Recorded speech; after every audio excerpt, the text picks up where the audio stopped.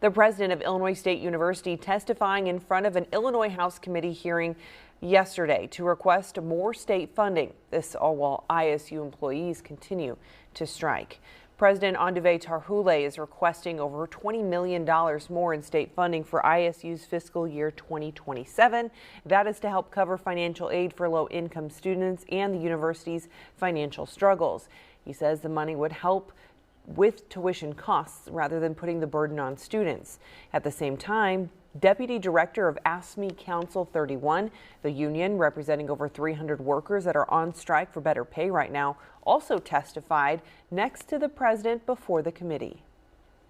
We value all of our employees. They wouldn't be employees if they didn't have important and vital roles to play to the university. But we must balance the market competitiveness against what we know it will cost students and our ability to attract them. On Friday afternoon, the union delivered nearly 7,000 petition signatures to President Tarhule to drop his refusal to negotiate, return to the bargaining table, and reach an agreement.